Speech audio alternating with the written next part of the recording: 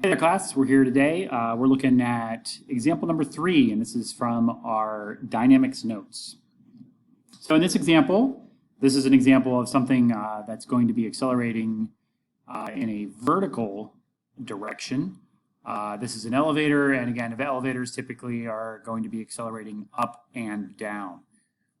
So basically, the plan here is we're trying to find the maximum and minimum tensions. Now again, when I hear the word tension, what I'm thinking of is a force. Okay, this is a force. The force of tension is a force that we're going to actually solve for. So let's scroll down here and show what we understand. So a real quick thing, this type of elevator is basically a box with people inside of it or not. And pretty much what's happening here is there's a cable. That cable is attached to some kind of motor, pulley, some kind of system that pulls it upwards. So let's start off with a free body diagram of our elevator. Now this is going to be for the upwards acceleration. Okay, so there will be an upwards acceleration here in this part. We will look at the downwards acceleration case in a little bit. So pretty much what we're going to have here, if you were this elevator, you're going to have the force of gravity acting on you. So again, this is, and I'm going to abbreviate LEV. This is a force on the elevator, and what is it by? Well, it's by the Earth. These are the two objects that are involved with this particular force. We also know that there's a string or a rope or a cable of some sort attached to the top of the elevator, so that's going to pull it up. Now, the question I need to ask is, how big is this force relative to the force of gravity? All right, and knowing that there's an upwards acceleration, that tells me that the force that's upwards has to be bigger than the force of gravity. So I'm going to draw a force here that's bigger. We're going to call that the force of tension. And that is a force on the elevator, again, abbreviating, and that's by, I think we called it a cable. All right, so that's by the cable. All right, so ultimately, if we take a look at our free body diagram, you'll notice that there's a larger upwards force than there is a downwards force. So if I wanted to draw a net force diagram, the net force here, the net force is in an upwards direction. And that's because of the tension that's up and the gravity that's down. So this net force is a combination of the vector of tension plus the vector of gravity. Okay, so also taking a look at what we know that the mass of this elevator is this value right here. We know that this acceleration right here is what the maximum acceleration this is designed for. Now I notice right away, I see that this is measured in G's, and so I'm asking myself, what is a G? Well, I know from kinematics that 1 G is equal to the acceleration due to free fall, or 9.8 meters per second squared. So basically, after doing this conversion, you will find that the acceleration in meters per second squared, remember we always want our units in the MKS system, meters, kilograms, and seconds. So we've converted that here to the equivalent meters per second squared. We are also trying to find the tension. That's this force here.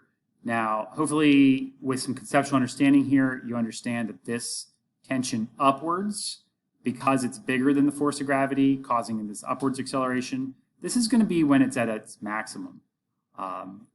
If we increase this any amount, it's also going to increase the net force, and therefore it would increase the acceleration. So this force of tension here is ultimately the thing that we are actually trying to find. So this is our find thing. Okay, so let's talk strategy.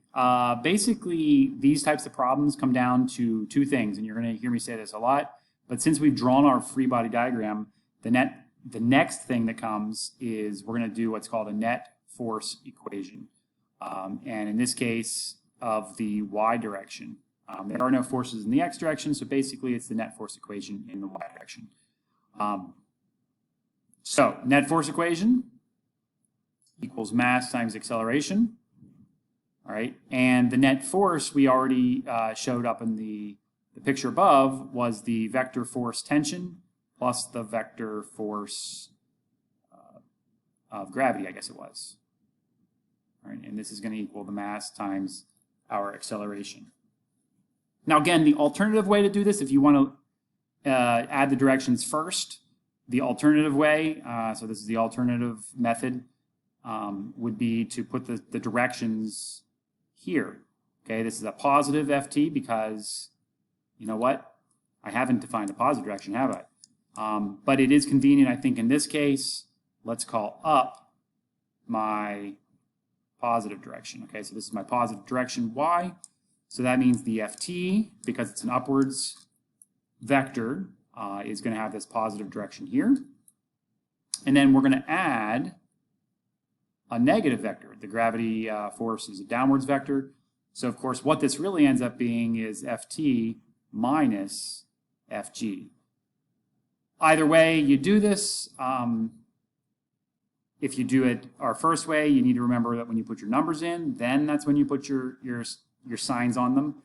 Here, since we've taken care of the directions, the signs, you don't have to, you're going to be putting magnitudes in when you do your substitutions. So again, either way works. But ultimately, what we're going to do is take one of these equations and we're going to solve it for the ft. Okay, so I do my mental checklist. I'm trying to find this thing right here.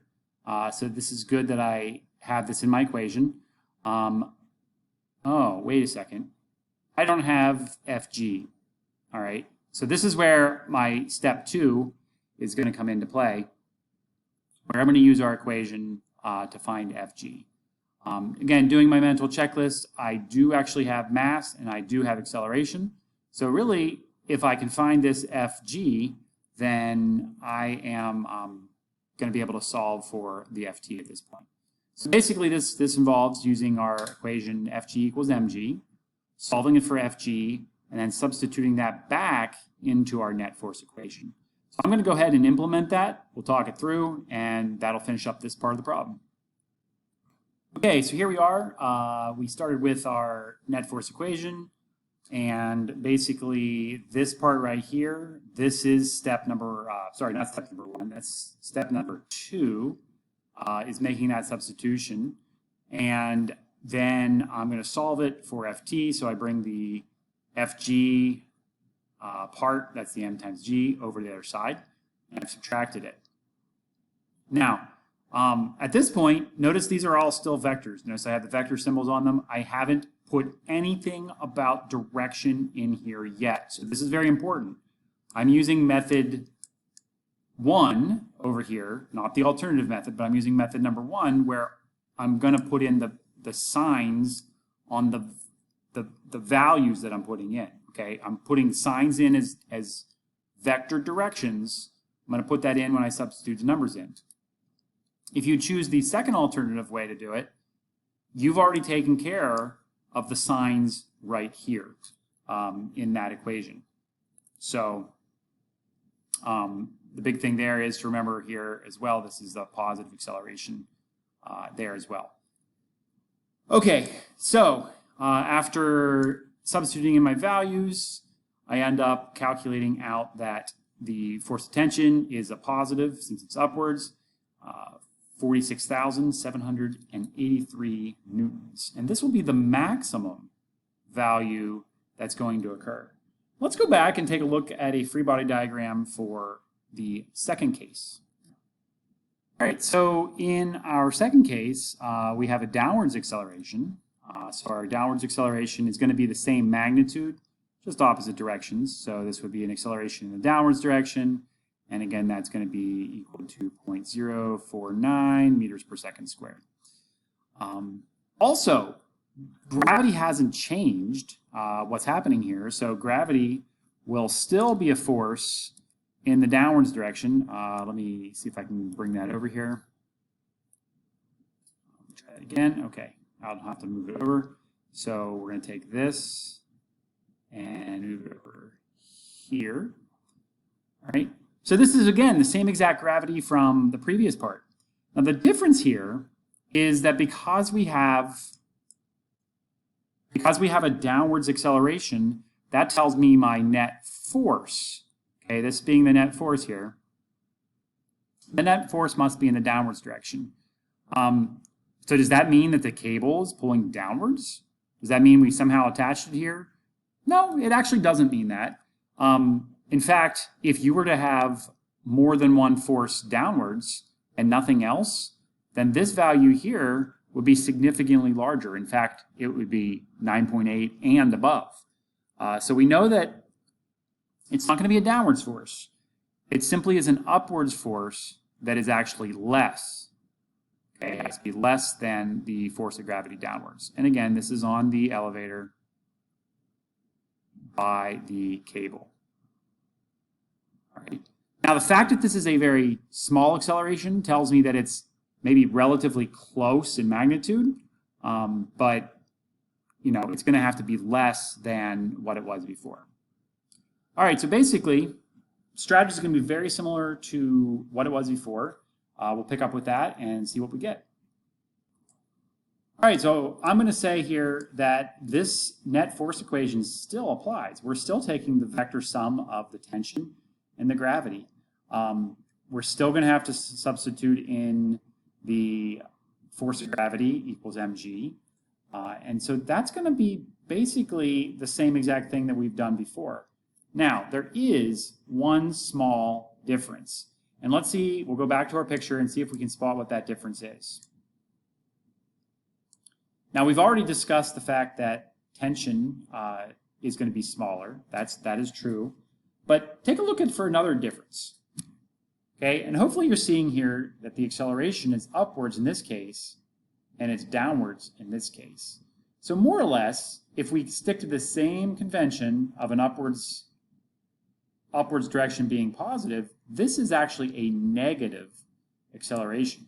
So as I go down into where I've implemented this, what we'll notice here is that there's still tension, there's still gravity, there's still mass, and there's still acceleration. So basically all the work we've done in the previous part still applies.